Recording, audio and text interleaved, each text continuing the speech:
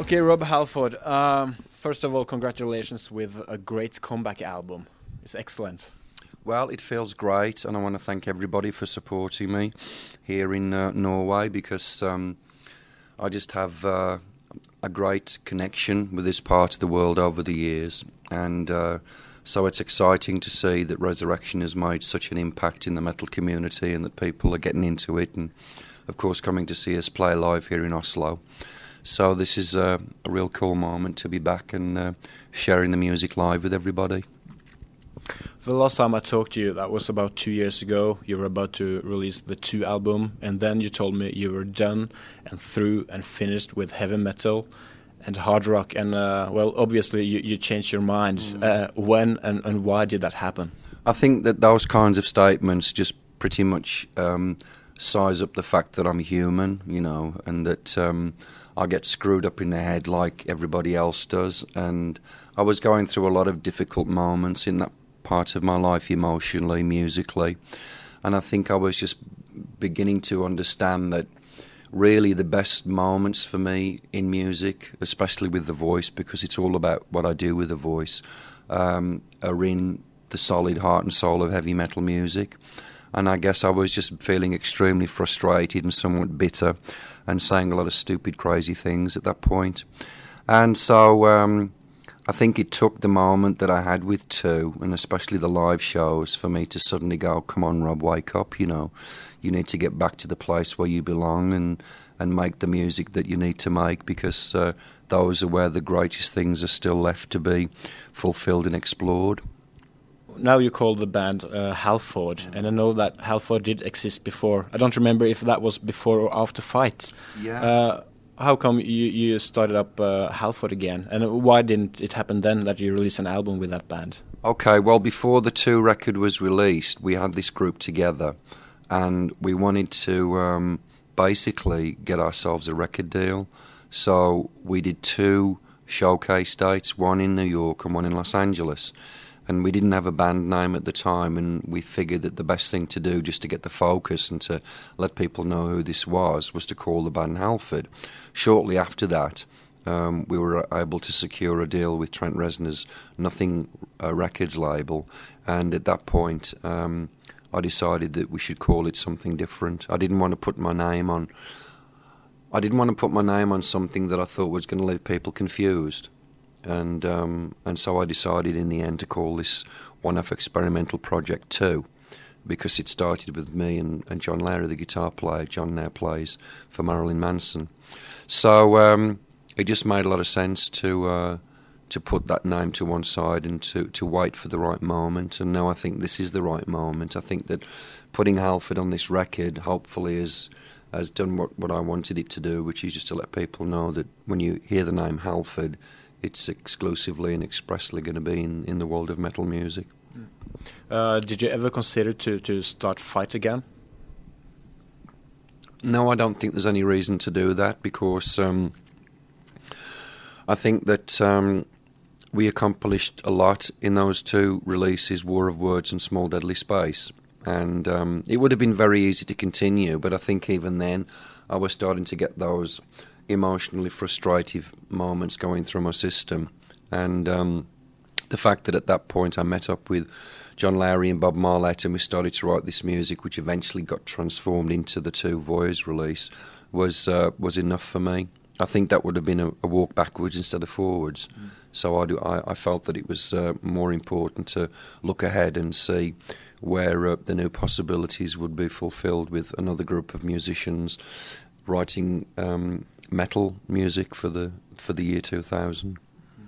As far as I understand, correct me if I'm wrong, the lineup now in Halford is not the same at all as you had when you did the 2 showcases with Halford before. Too. No, it's completely different. As I said, that was just to get the showcase thing across, and I had Sam on bass, who was a black bass player.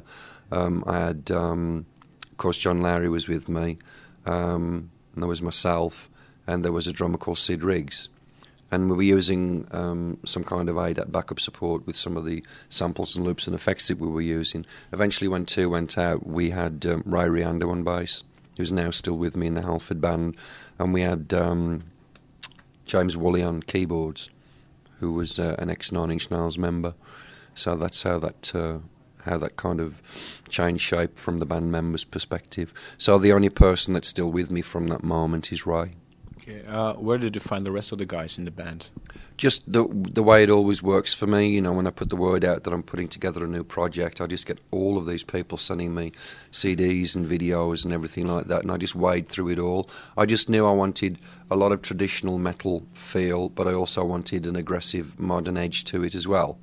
I also wanted two guitar players that came in with different perspectives and styles, because Mike Klashek is from Warsaw, Poland, so he was born and raised in the European metal environment.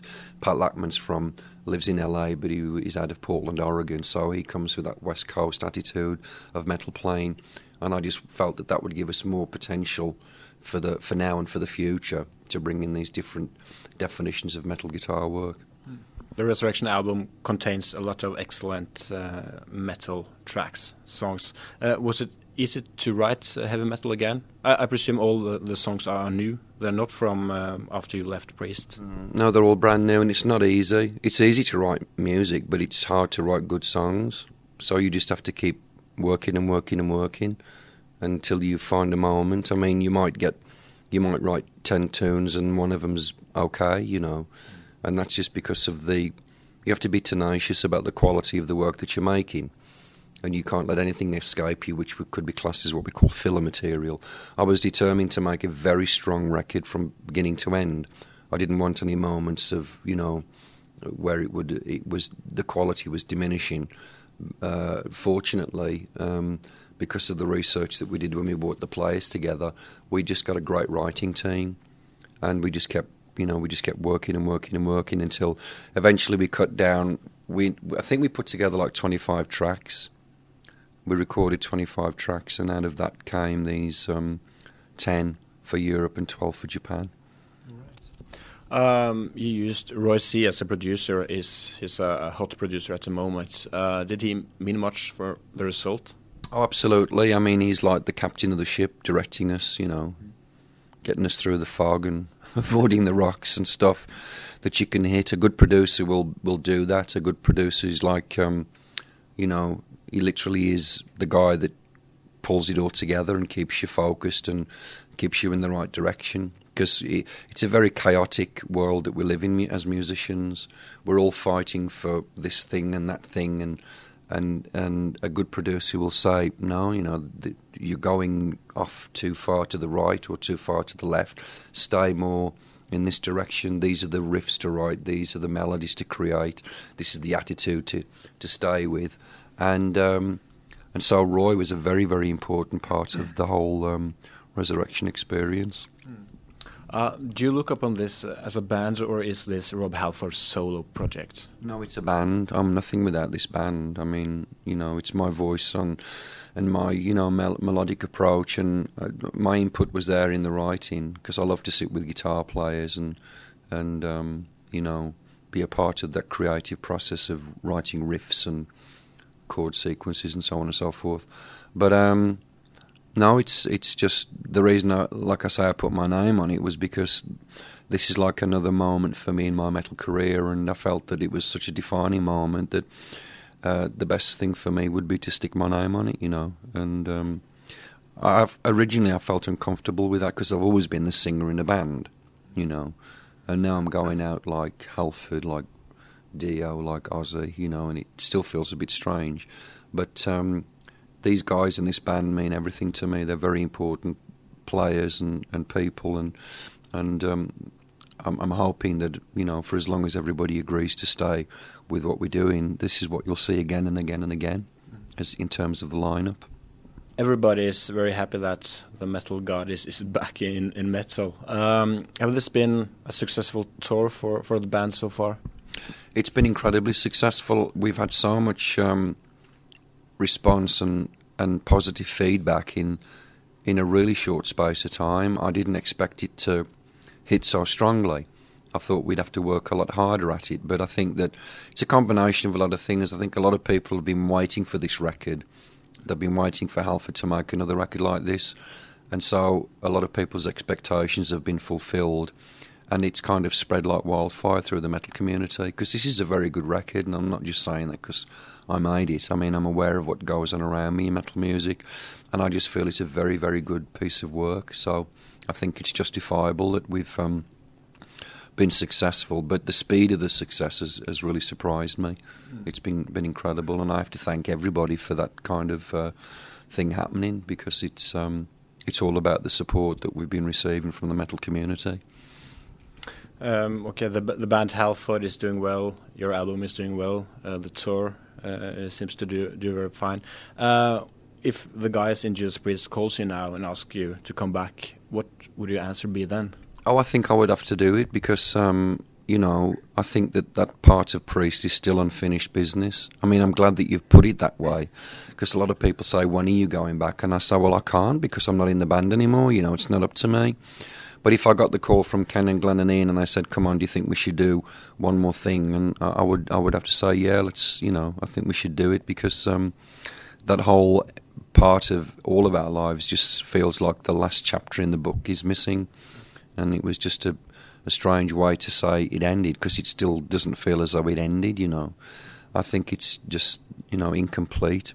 So I don't know if that's going to happen. If it does, it does. If it doesn't, it doesn't. I'm just glad that I had this great legacy of Priest, these 20 years that I spent with Priest, with all these great records.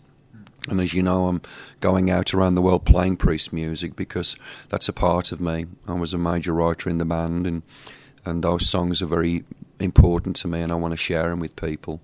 So, we'll just have to wait and see what the future brings with that possibility. Okay, it's hard to pick songs from the album, because there are a lot of great songs there. We just heard Nightfall. Yeah. I'd like you to pick one track yourself. Well, I'd like to pick a track that is like way into the album. It's a song called Temptation. Actually, there's a good chance that we'll be playing it for the very first time ever in the world tonight here in Oslo. We haven't played this live in front of an audience before, and I just like that song. I like the groove and the strong choral melody in that particular song. I love everything on Resurrecion, particularly the first three opening tracks and the huge epic track Silent Screams. But Temptation's got a really good groove to it, and so I think we should check out some Temptation next. Excellent. Okay, I also would like you to sign some albums for me. Yep. I took one of each, except for the 2 album. I really enjoyed Fight, especially that album. Yeah, I love the way the band grew on that record, because I wrote and produced the first Fight CD, War of Words, and that was like a kind of a cathartic moment for me. I just burned out a lot of energy and a lot of stuff that was built inside of me. But this was a collaboration with especially with Brian, the guitar player.